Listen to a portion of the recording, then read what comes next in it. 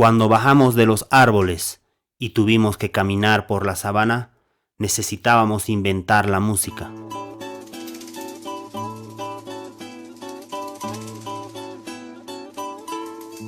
Nuestros pies solos no podían soportar el camino. Tallar un árbol, fabricar una flauta o colorear con magenta una caverna. Nuestro cerebro necesitó, desde hace mucho, decir algo más que tengo hambre. Aun cuando unos a otros nos peleemos por pan o por burdas cosas materiales, toda lucha de clases precisa de valor, humor, ingenio y fortaleza. Desde los Andes del sur, al que nuestros abuelos poblaron hace 13.000 años, supimos imitar el sonido de los vientos en nuestros sicuris. Inventamos 1000 carnavales para que las máquinas que traían los patrones no nos domestiquen. Supimos cantar e hilvanar con coplas en las casas de adobe donde ondeaban banderas blancas que desafiaban la disciplina laboral. Nuestro canto nos acompañó en la marcha por la vida y gritamos con sus cuerdas, volveremos. Andes lo que andes, tus pasos harán ritmos y tus manos grafitis en el cielo. Andes lo que andes, un podcast de cultura en sus múltiples manifestaciones. Bienvenidos.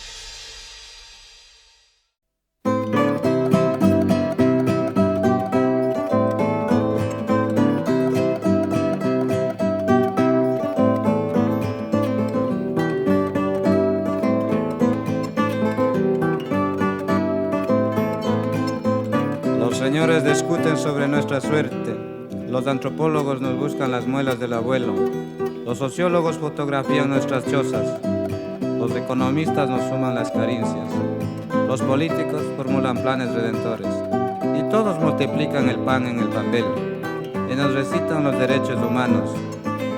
Mas Juan sigue sin tierra, Pedro se come la última camisa, Antonio cumple 100 años sin zapato, Manuel deja sus manos en la fábrica, Luis sus pulmones en la mina, Julián no sabe escribir Julián, Alfonso de ese mierda y le fusilan. Sí, señores, sabemos de la Alianza para el Progreso y de otros clavos. No ignoramos, por cierto, de la OEA ni de la ONU o de la integración del hemisferio. En fin, pero los rótulos de las siglas no alimentan. Y esta sopa bilingüe ni siquiera sirve para el engorde de los cerdos. Y en caso de servir, ¿de qué nos sirve cuando la Santa Iglesia, que lava con champán los pies de Nazareno, sabe que somos pecadores inferiores al puerco?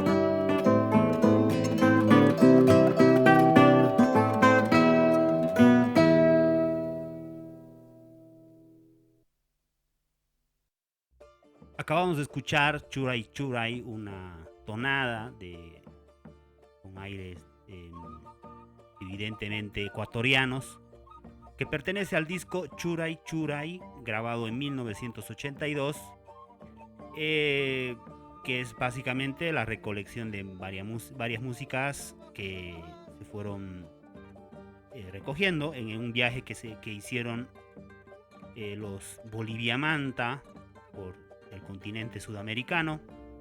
Y en Ecuador se encontraron al antropólogo francés Chopin Termes, quien estaba realizando un trabajo etnomusicológico en ese país. Gracias a él acceden a la fiesta de la comunidad Ñandamanachi, que a la larga se consolidaría como un grupo folclórico, ¿no?, muy conocido en nuestros medios. Escuchemos a Carlos Arguedas contar esta experiencia.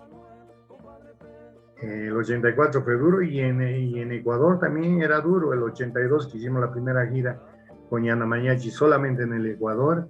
Ese fue un proyecto porque en realidad Yanamañachi salió del trabajo de grabación etnomusicológica que hacía un compañero francés, Chopin Termes, que se había casado con una indígena de la región de Ibarra, Quechua, y bueno, se vivió desde esos años, creo que 76, 77, se instaló en Ecuador y cuando podía, claro, iba viajando y grababa en el campo las expresiones musicales de toda esa parte norte del Ecuador. Y según lo que cuenta, bueno, en las fiestas era uno o dos músicos nada más, ¿no? Fueron un artista que acompañaba y hacía bailar a toda la gente, o eran dos músicos que tocaban, generalmente un violín, una guitarra, un violín y un bandolín, no sé. Y los músicos populares eran los que tenían que hacer bailar toda la gente, ¿no? No eran grupos establecidos, mucho menos en el campo. Sí había ya grupos urbanos que quisieron, digamos, recopilar esas expresiones y la mostraban un poco como podría ser el ejemplo, el grupo Guayanay, bueno, ahorita en la cabeza no había, pero habían 3, 4 grupos que eran los que empezaban, que eran igual estudiantes universitarios que empezaron a investigar y a reconocer y a recopilar y a interpretar expresiones propias de distintas regiones rurales. Entonces, cuando llegamos la primera vez que estuvimos de viaje en Ecuador, fue el 77 precisamente, empezamos a conocer estos músicos, tomamos contacto con Chopin Termes, al mismo tiempo él estaba siempre, tenían por las razones familiares, entre el Ecuador y Francia, y nos permitió encontrarnos. Él vino durante las grabaciones de Guiñayatá, que el disco que sacó el premio a Charles Cross estaba en Francia, y como era un lugar de encuentro, yo me acuerdo, esas giras fueron organizadas así por gente que estaba exilada, ¿no? En el caso de Ecuador teníamos gente que representaba los movimientos indígenas del Ecuador, que estaban en Francia buscando ayuda a nivel internacional para hacerse conocer sus reivindicaciones. Chopin Termes, este amigo, estaba con ellos. Nos pusimos de acuerdo, ¿por qué no vamos al Ecuador? Fijemos una fecha y así se dio, digamos, nosotros nos organizamos como un mes para liberarnos de nuestras responsabilidades y poder viajar y poder trabajar con ellos, hacer una gira, ensayar. Ahí fue que nació efectivamente Yanamañachi ya como grupo, juntando a los músicos de distintas comunidades y que hasta hoy en día hacen un trabajo muy bello y bueno, ya hicieron su camino, ¿no? Pero fueron años de experiencia muy fuertes. Es más, vale decir eso, que en esa época en Ecuador, por ejemplo, habían todavía grandes hacendados, grandes latifundistas, ¿no? Y las comunidades a las que íbamos a visitar pertenecían, las tierras no pertenecían a la comunidad, pertenecían al hacendado. Entonces, en las fechas de rituales del ciclo agrícola, a través de la iglesia, de la colonia y lo que quedaba como herencia que mantenían esas familias, los campesinos, los originarios, tenían que ir hasta la casa de la hacendada a ofrecerle regalos al patrón, ¿no? Entonces, claro, lo que regalaban era lo que tenían, pues una gallina, un borrego, un puerco, lo que estaban cultivando en ese momento, si era maíz, si era papa, en fin. Y la gente desfilaba y entregaba sus ofrendas como si fuese un impuesto. Y cuando llegamos nosotros a la casa, yo me acuerdo, era la residencia de Galo Plaza, que fue presidente de Ecuador y que estuvo como embajador ante la OEA durante muchos años, era el gran Galo Plaza. Y claro, su casa de hacienda era una maravilla, y había un palco y ahí estaba el cuerpo diplomático, y toda esa gente que se movía para ver, digamos, esa expresión folclórica, ¿no? Y claro, eso nos cayó muy mal, no quisimos entrar. Entonces los dirigentes nos rogaron, me dijeron, ya hemos prevenido que teníamos la visita de ustedes, por favor. Bueno, entramos muy de mala gana. ni tocamos, no hicimos ofrenda, nada, pasamos así el palco tocando y chao, ¿no? En cambio los otros tenían que ofrecer, esperar a que baje Galo Plaza, que a cambio les dé un vale de chicha, que si los intercambios que hacían, pues esos detalles no nos gustaron, ¿no?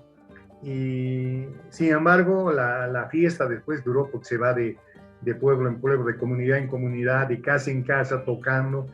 Y la sensación en esa época fueron los ciclos. Nosotros éramos como 12 personas que teníamos un pequeño formato de sicuris y íbamos tocando por el campo.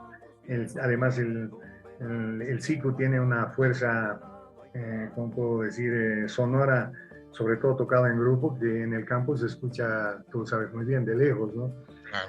Claro, esa música llamaba la atención y era como un desfile, vamos, de casa en casa, y fue realmente un encuentro muy lindo hacia ese nivel con las comunidades del norte de Ecuador. Y cuando hicimos la gira, se pasaron la voz y todas las regiones, todas las comunidades querían que tengamos, pero no había tiempo, solamente había el tiempo del concierto y por ahí un día nos quedamos con ellos para hacer más un relacional con las comunidades. Y yo pienso que esa clase de intercambios que renacieron de una cierta manera también en el Ecuador, ha permitido a que cada región hoy en día tengan jóvenes que se han dedicado a revalorizar de nuevo su propia cultura y hay una efervescencia musical en el Ecuador muy linda hoy en día, que no se conocía, digamos, antes que lleguemos y que hoy en día es como nuestra tierra, ¿no? Expresión propia. Y han habido ejemplos así, situaciones así que nos han permitido, pues, a través del tiempo reconocer que finalmente valía la pena esa clase de esfuerzos, de experiencias, ¿no? Es como si uno sembrase, un poco como lo que nos han enseñado nuestras generaciones anteriores, ¿no?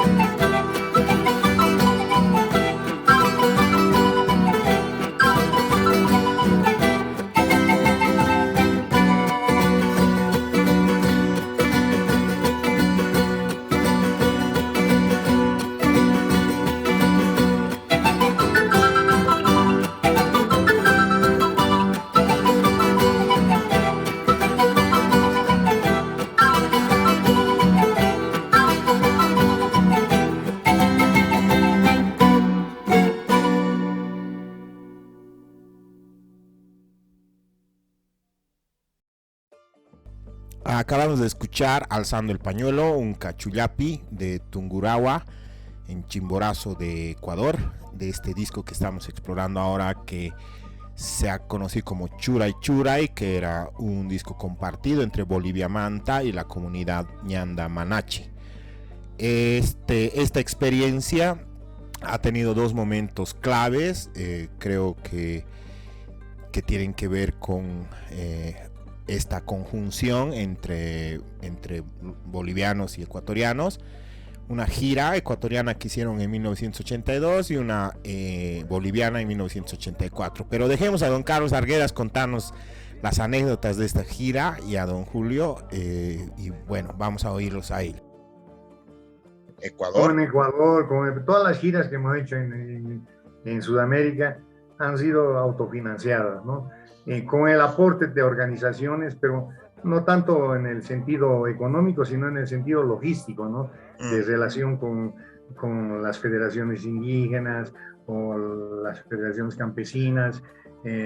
Por ejemplo, de Bolivia, yo te hablo de la gira boliviana. Eso fue creado en París porque estaba Liber Forti, que era el secretario de Culturas de la Central Obrera Boliviana, estaba refugiado allá.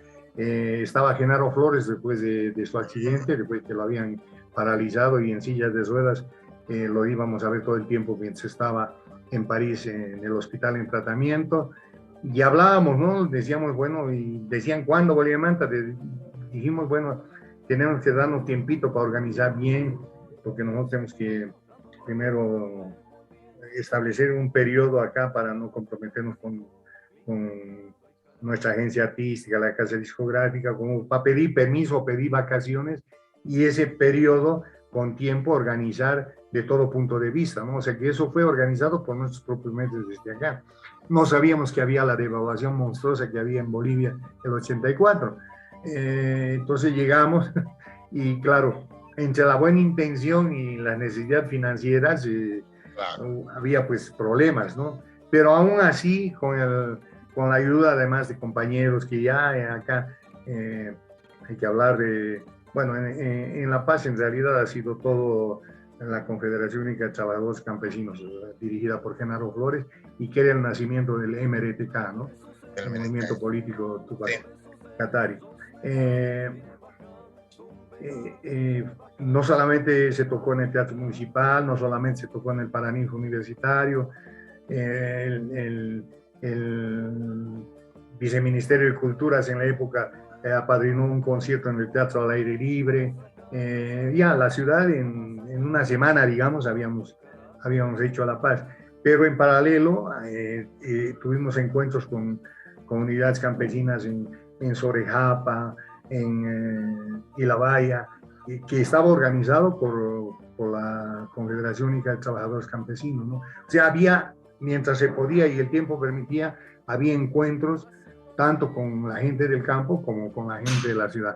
En el caso en Oruro, en Potosí, bueno, por supuesto, aparte de tocar en la ciudad, teníamos que tocar en los centros mineros, ¿no? Se hizo la gira en Huanuni, Ayagua, Siglo XX, Uncía, antes de llegar a Sucre, por ejemplo, ¿no? Y en cada lugar la experiencia era interesante porque así como estaban las cosas según los medios, claro, teníamos el apoyo también en la época de lo que era la Federación de Radialistas Aymaras y Quechuas de Bolivia, que antes de que sean comunicadores sociales, ¿no?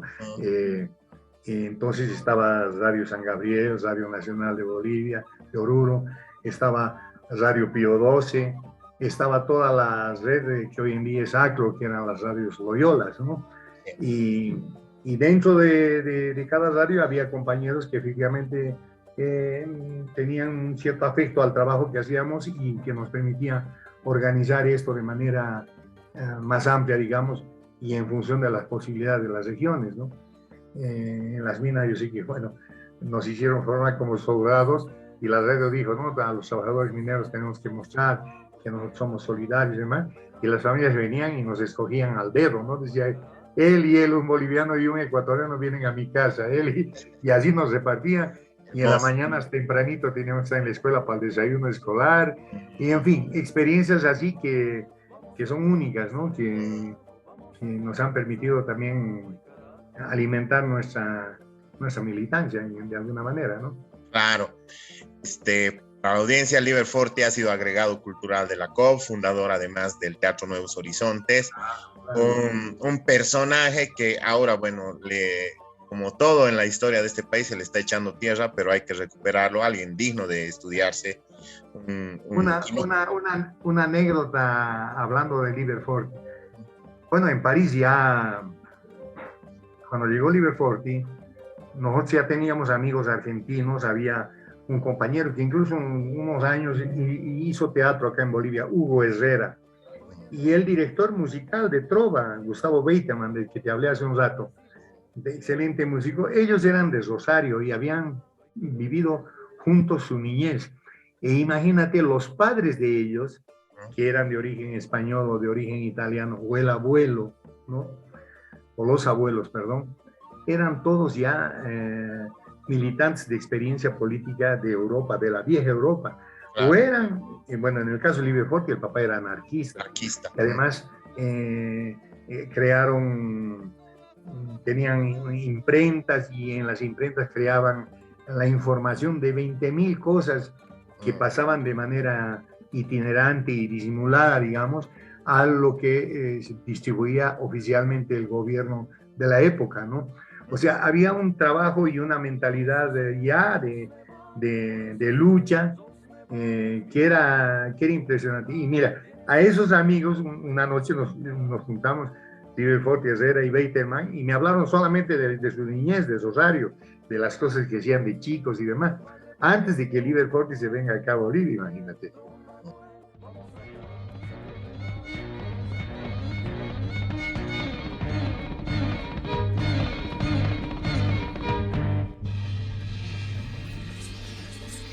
Y se dio la posibilidad, pues, de hacer una primera gira en Ecuador. La primera gira que encuentro con Bolívar Ñandamañachi se hizo en el Ecuador, para la festividad de San Juan. Y fuimos 8 o 9 músicos de Bolivia Manta, y claro, allá la comunidad de Ñandamañachi era numerosísima, pero todavía no se habla de grupo Ñandamañachi. Por eso, pues, insisto, el concepto de grupo Ñandamañachi como grupo nace después de la gira en Bolivia. Mientras tanto, era el encuentro de músicos de la provincia de Imbabura, eso era Ñandamañachi. O sea, por eso no tenían ellos la costumbre de presentarse como grupo, porque eran músicos campesinos que venían para que se reunían y eran maravillosos lo que hacían. Y entonces nos invitaron esa primera vez en Peruche, estuvimos para las festividades de San Juan.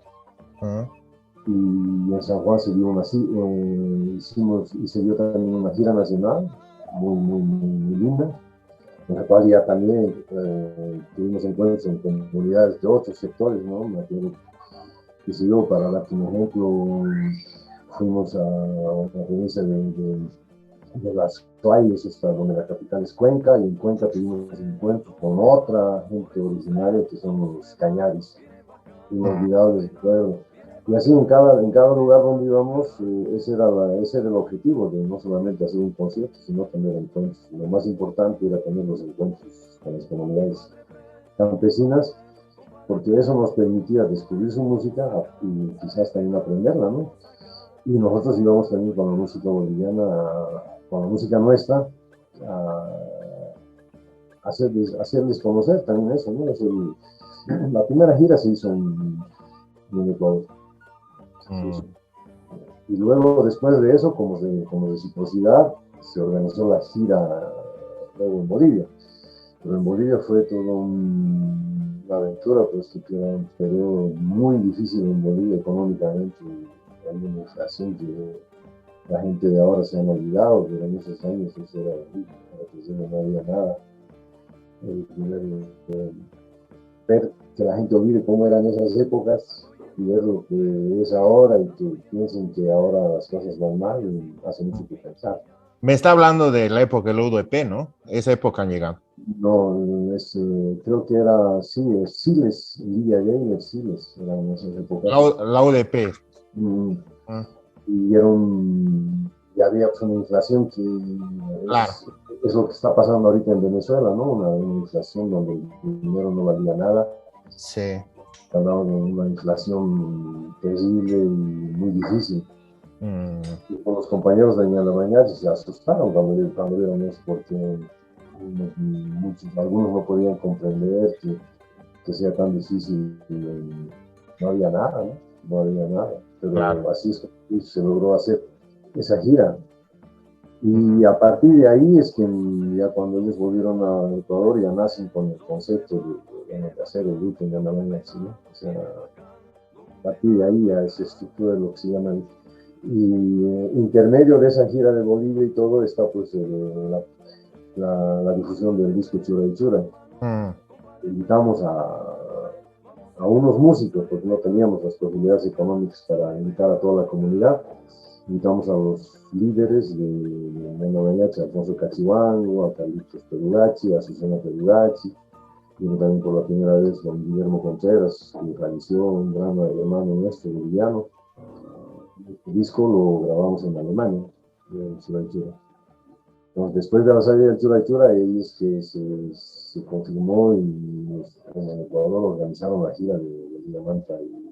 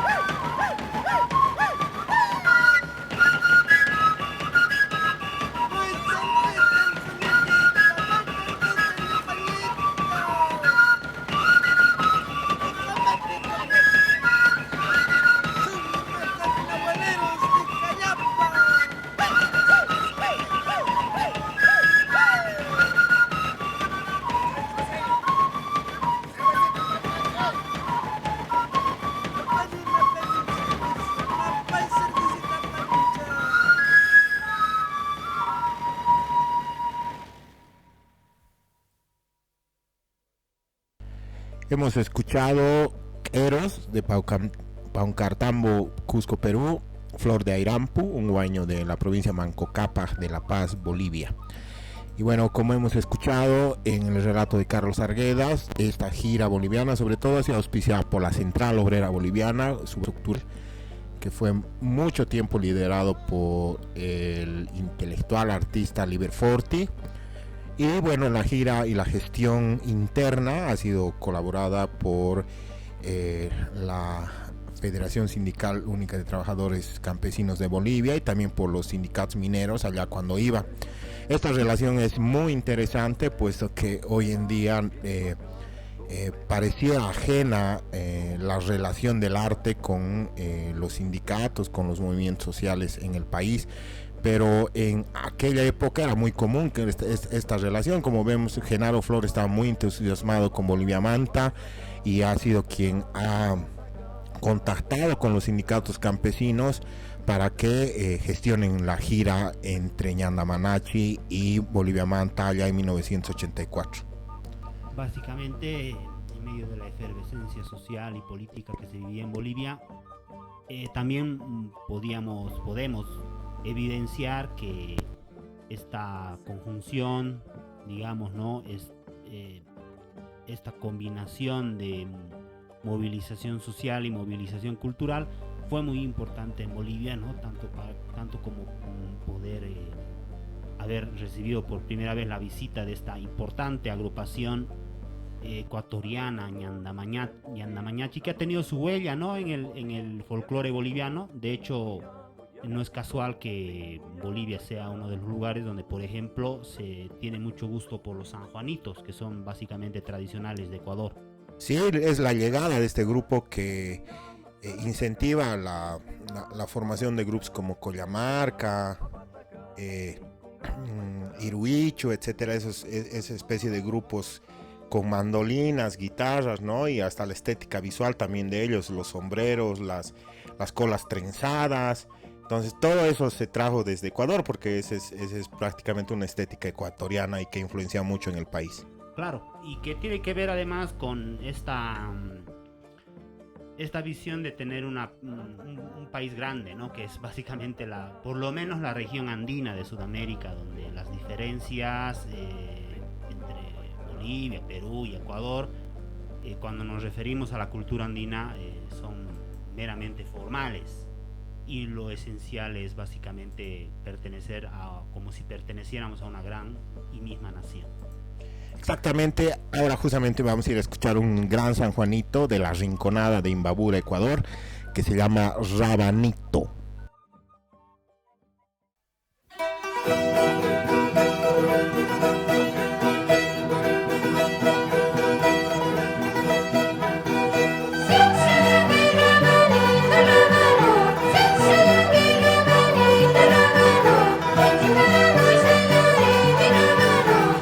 Thank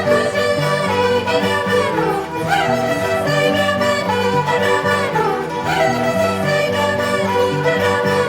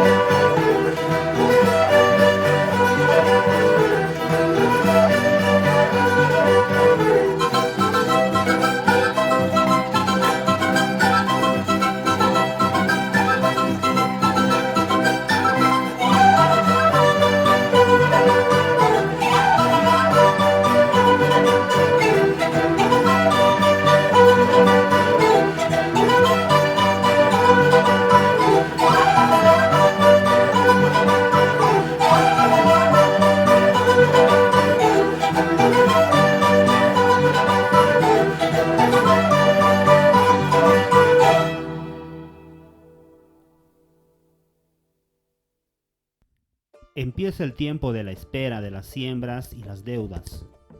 La lluvia cae en tornados, un niño muere, amamos a una mujer hallada en el camino, ñanda mañachi. Los corazones se abren, pletóricos de rabia y de ternura, las manos hablan con los violines, con las mandolinas y las guitarras. Una risa resplandeciente que barre todo y que libera. Reflorece en los campos, se acerca el día de reunirse de nuevo para comer, emborracharse y marchar juntos por los caminos de Taita Imbabura, guardián del ciclo sagrado del nacimiento y la muerte del grito de Churay, Churay. Acabo de leer un fragmento que está incluido en el disco Churay Churay, precisamente, que estamos presentando, el tercer LP de Bolivia Manta. Vamos a escuchar ahora un ritmo de Yarabi que viene desde Cusco, Perú, que se llama Huatizanca, en manos de Bolivia Manta en este especial de tu programa Andes lo que Andes.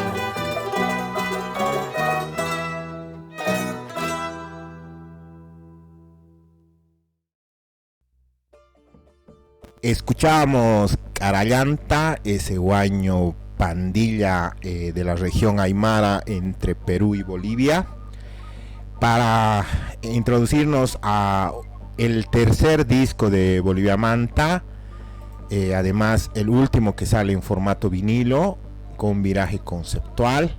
Además de este disco incorpora a alguien muy importante en adelante en la vida de Carallanta, que es la señora Betty Castro, que le imprime la voz femenina a Bolivia Manta. Y bueno, este Carallanta es un tema tradicional que ha sonado en muchas versiones en distintos grupos. El disco Pachcha, que es el que vamos a empezar a desentrañar, ha sido grabado en 1985, pero dejemos a don Julio Arguedas y a don Carlos explicarnos el concepto de Pachcha. Y entonces luego del Ecuador y luego de Bolivia hicimos el concepto de hacer un homenaje esta vez a los instrumentos de cuerda, a las músicas campesinas, en los cuales ya está integrado los instrumentos de cuerda, etcétera, ¿no? Y ahí es que nace Pachcha. Igual, pero como digo, teníamos la suerte en esa época de tener compañeros que participaban, y cómo es la vida de ese concepto de Pachcha, ya como más de 3 personas ya no están de este mundo, nos han dejado.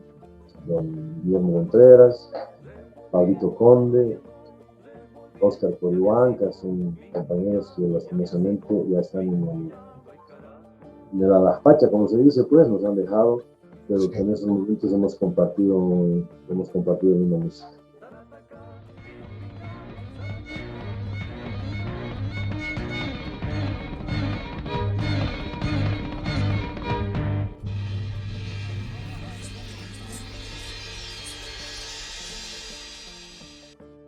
El proyecto de un disco en el que teníamos que hablar de cómo se da, cómo se siembra, cómo se pide a los elementos naturales la inspiración. Pachcha, sabes, es la cascada de agua, es el punto de agua donde la gente en el campo hace, dicen ellos, sirenar o serenar los instrumentos antes de interpretarlos. Puede ser una tropa de instrumentos de viento, puede ser instrumentos de cuerda que se dejan en la noche para que se alimenten del sonido del agua. Además, cuando tú vas si alguna vez te has quedado un momento al lado de una caída de agua y demás, bueno, y escuchas el agua, si te das la intención de escuchar el ruido, el lenguaje, llamado como quieras, llega un momento que concentrándote vas a escuchar ya los armónicos que crea, porque la oreja empieza a alimentarse de ese sonido amplio, y dentro de ese sonido amplio van a empezar a salir los armónicos que llamamos musicalmente, ¿no? Y que son melodías, ¿no? que empiezan tu oreja empieza a percibir eso. Ese principio físico, en realidad, de sonido, imagínate desde qué época habrá sido, ¿cómo se dice?, comprendido y que les daba ese puente religioso, ritual con el elemento natural que es el agua, para interpretar, para inspirarse, ¿no? Y el agua en todo sentido, pero en todos los Andes, que sea en periodo seco, que sea la limpieza de los canales de agua, que sea en época de lluvia, que sea en la época seca que vamos a los cerros a sacar pedazos de hielo o recoger agua de los puntos de origen, y llevar eso en cántaros o en bloques de hielo según la región andina, porque sigue existiendo, y que llevan hasta sus tierras donde van a empezar a sembrar, y antes de sembrar ritualmente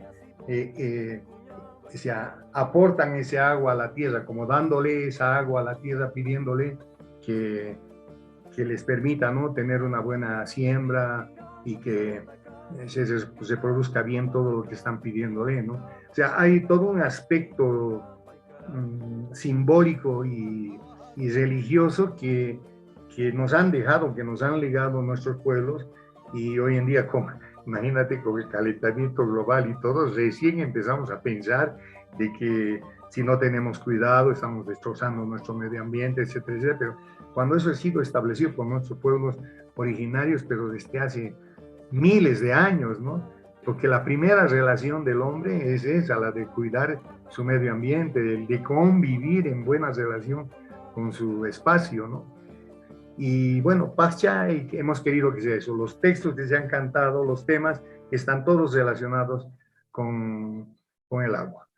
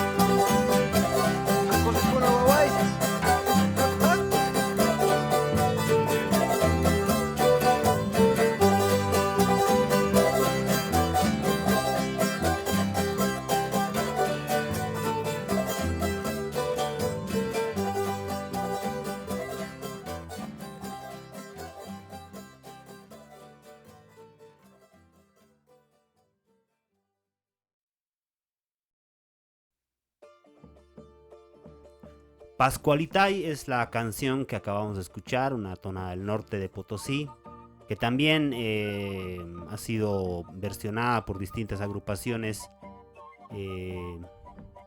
bolivianas, ¿no? Yo recuerdo, por ejemplo, alguna versión de los Masis de Sucre.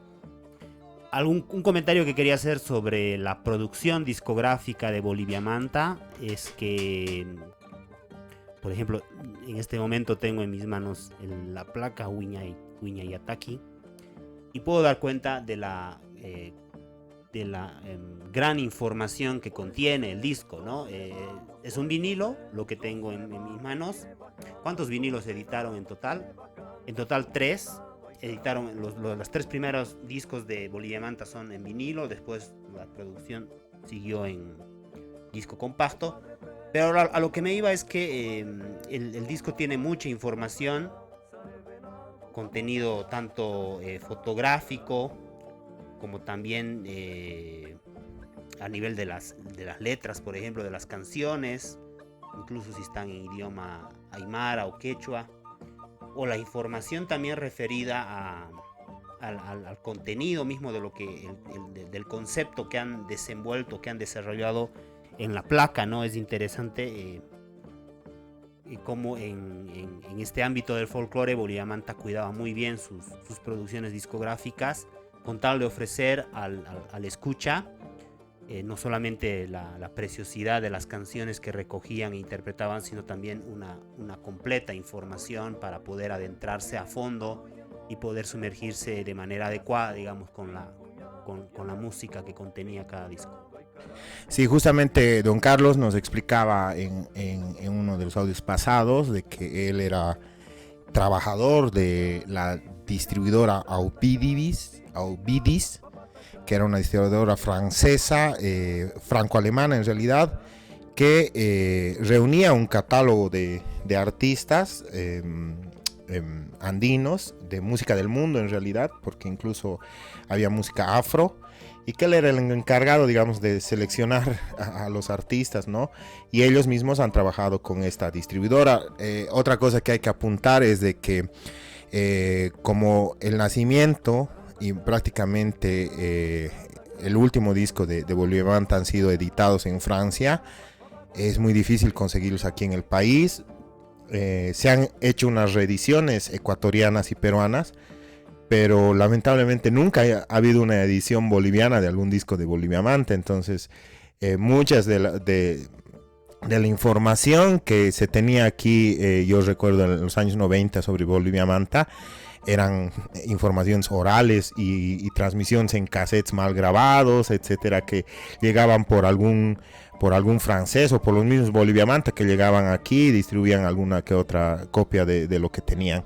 Eso es lamentable en el país, como algo tan importante de recopilación de nuestra música no pueda ser disfrutado en el país donde se dio origen todas estas cuestiones, ¿no? Ahora mismo, ¿no? Ellos en el trabajo etnomusicológico que han realizado a lo largo de su ya extensa carrera, además de tener registrada la música en vinilos y en compactos, tienen otro tipo de material también que han ido recogiendo en este trabajo de campo que han hecho, ¿no? Musical y cultural, y que por lo menos por lo que nos comentaban, muy poco o insuficiente interés hay de parte de las instituciones estatales para poder adquirir este material, que es un material valiosísimo para el acervo cultural boliviano, latinoamericano y mundial, y que podría muy bien ser aprovechado, difundido, para que nosotros mismos tengamos una mayor comprensión de lo que es nuestras propias culturas. Y no solo eso, ¿no? Sino que esos dos personajes, don Julio Arguedas y don Carlos Arguedas, deberían ser docentes del Conservatorio de Música Nacional en el área de folclore, porque prácticamente conocen las formas musicales andinas y podrían seguramente enseñarlas a futuros músicos para que así se tenga un entendimiento un poco más sistemático, digamos, de qué es la música aquí en el país. Nos explicaban, por ejemplo, en el concierto de Huañaitaqui que hicieron en La Paz, ellos han vuelto a reeditar una forma sinfónica de hacer música sicuris, ¿no?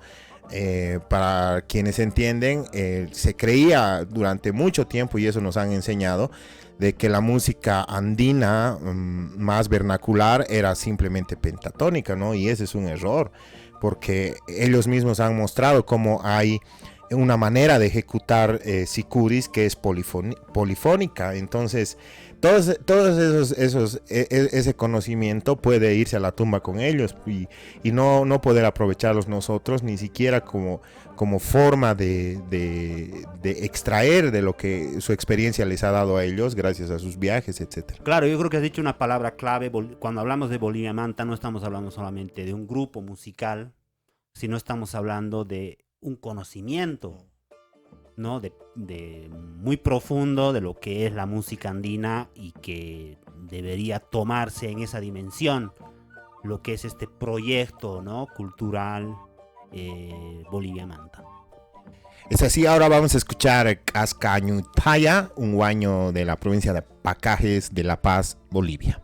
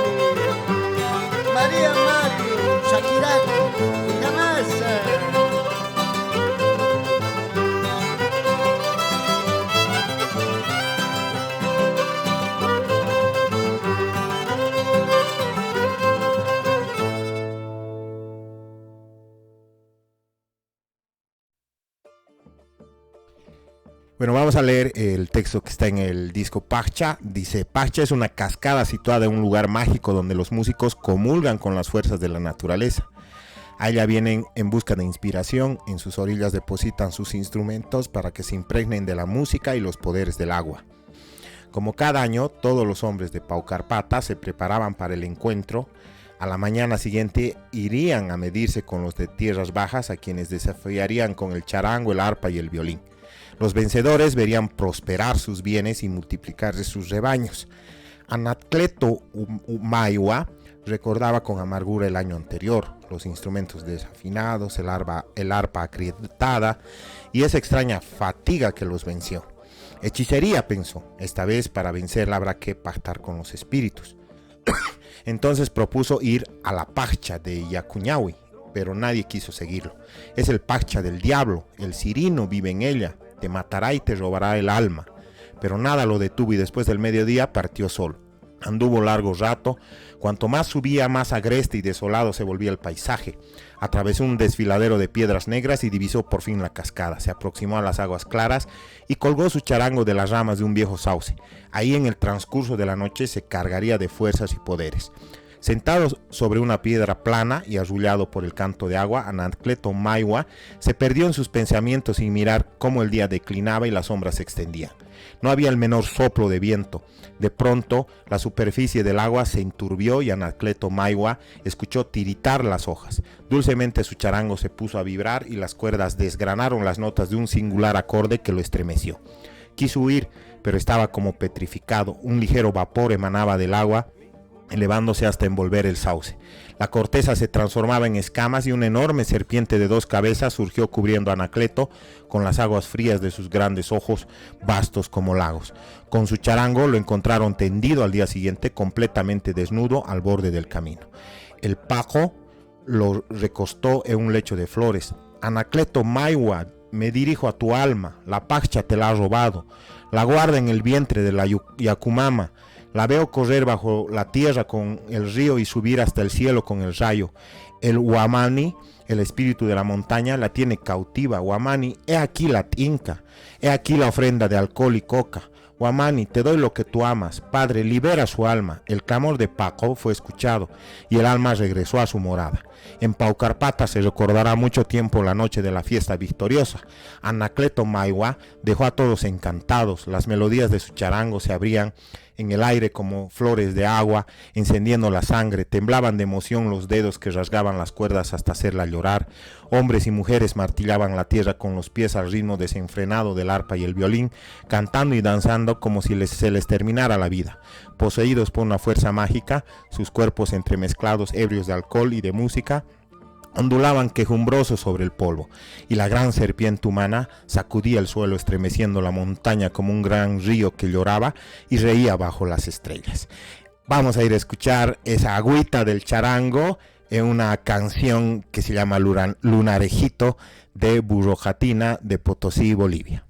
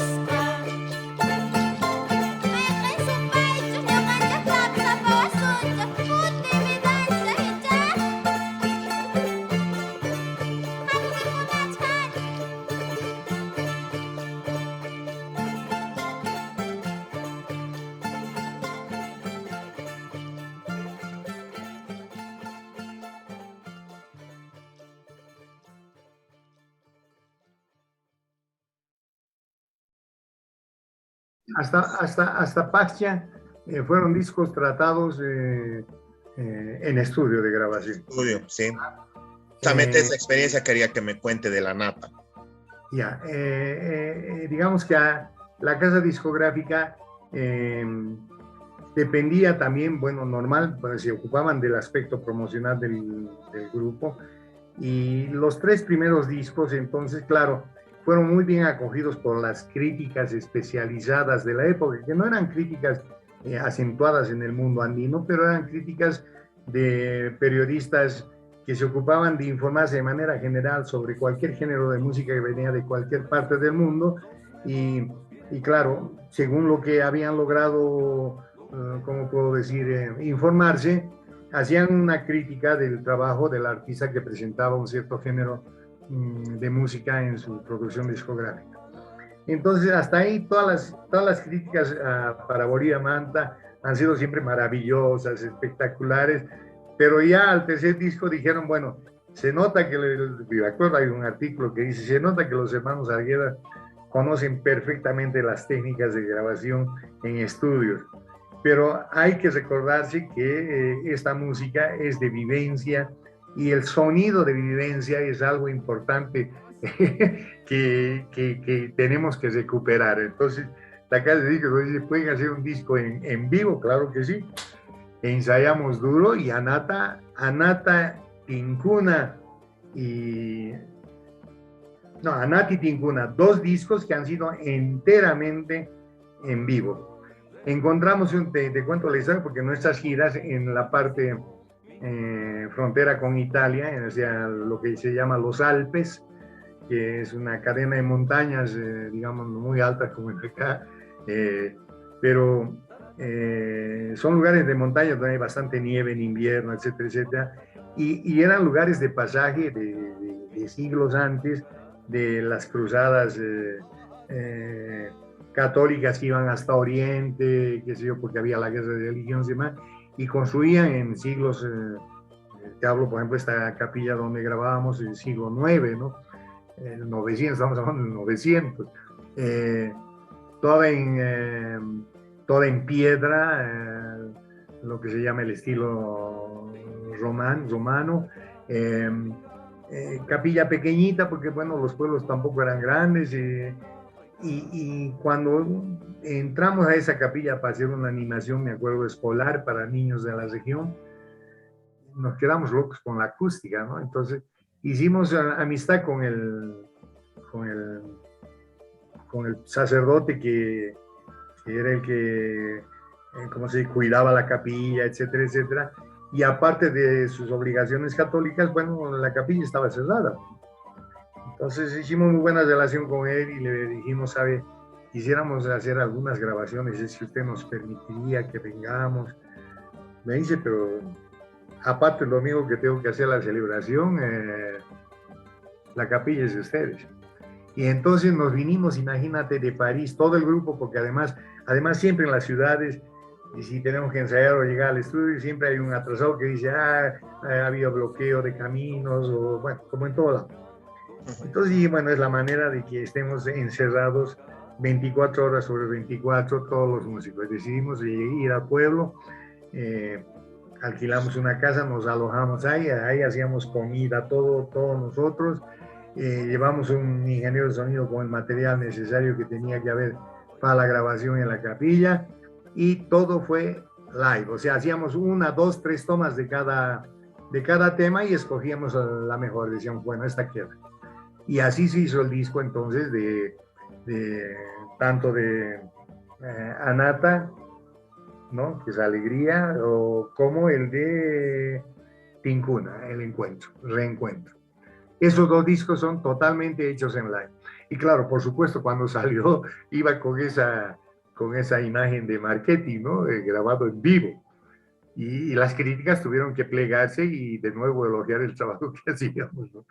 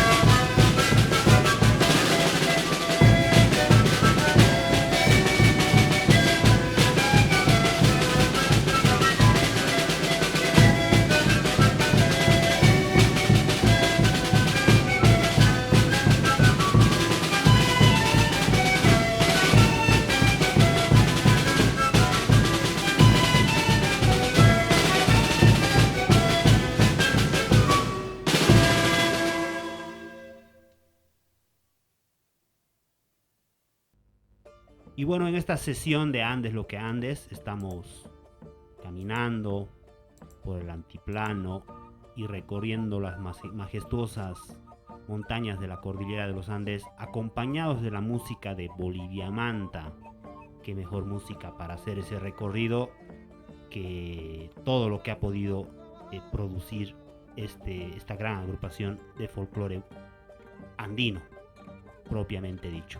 3 de mayo es la canción que hemos escuchado, es una tonada típica de Perú y pertenece a la placa Anata, grabada en 1989, también en Francia, en el que ellos pretenden, y de hecho lo logran, dar un salto técnico y estético a todo lo que previamente venían haciendo, en tanto que es una grabación donde se hace al mismo tiempo el registro y la interpretación, o para decirlo más directamente, graban en vivo las canciones y para eso necesitan una agrupación, bueno, un número mayor de ejecutantes, ¿no? De intérpretes musicales que los acompañen en el registro y grabación de todos los audios que han podido realizar.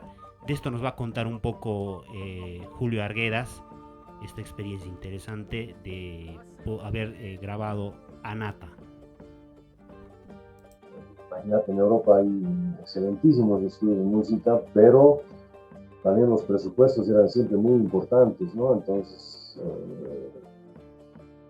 pensábamos que ya teníamos experiencia como para volver siempre a lo que se escuchaba en las grabaciones antiguas, la maestría que tenían los músicos de antes, que tenían que grabar en una o dos, pero para grabar en una o dos, como todo, tenía que estar súper ensayado.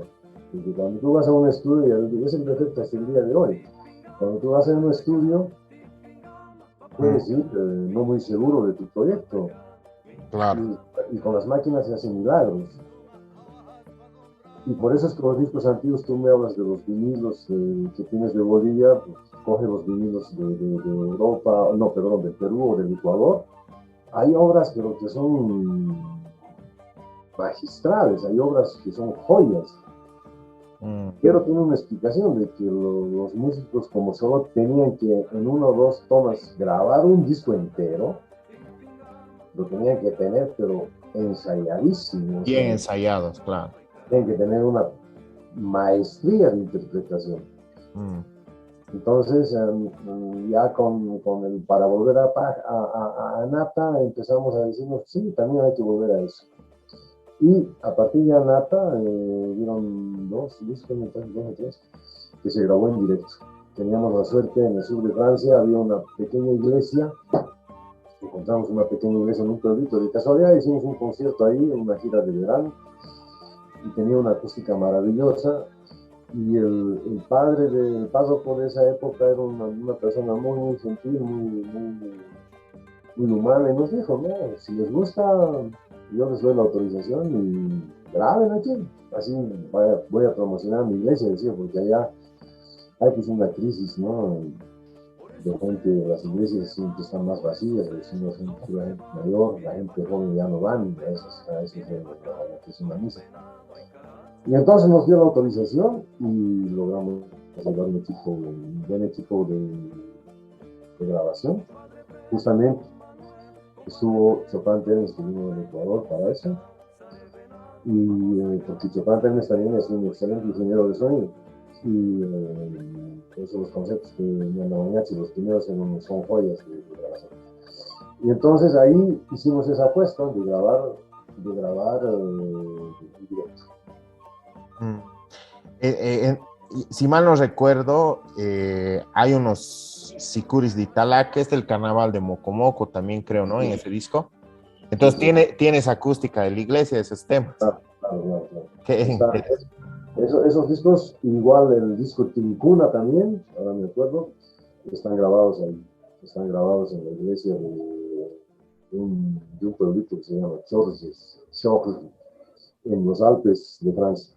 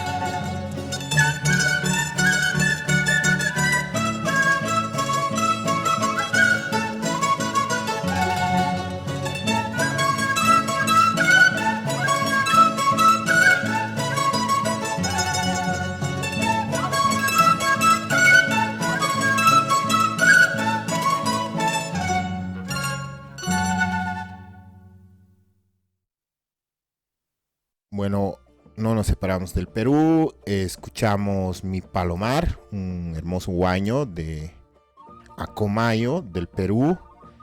Y bueno, podemos sentir la sonoridad, la acústica de la iglesia, aquella que nos ha relatado Carlos y Julio, que estaba situada en los Alpes franceses, específicamente en Georges Duverdon. Pues es la característica de este disco. Quizás algunos relatos de otras agrupaciones internacionales nos sorprendía, pero bueno, hace mucho el lugar donde uno vaya a grabar y la sonoridad se deja notar, y más con esa sonoridad de armónicos agudos que tiene el huaño peruano. Adquiere una calidez del sonido muy sentimental, ¿no? Bueno, ahora vamos a ir a escuchar un huaño, canción, Juventud Catacora, de la provincia Pacajes, en Bolivia.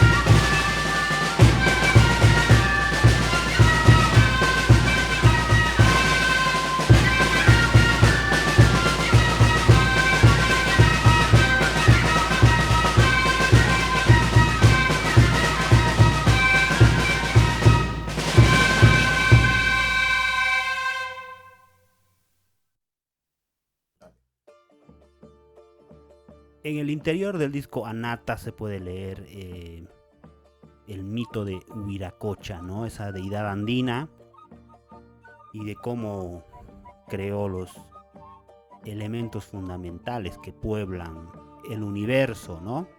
Creó la tristeza, creó el alba, creó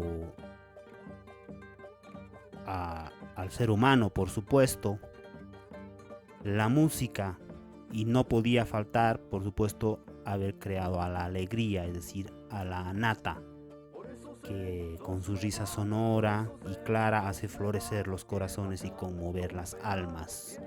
Una vez creada la música, la alegría, los seres humanos, los hombres y las mujeres, entonces Huiracocha se retiró a descansar porque creía que su obra ya estaba completada. Vamos a escuchar ahora Pechtelonguita, un San Juanito, que viene, como no, desde Imbabura, Ecuador, en manos de Bolivia Manta.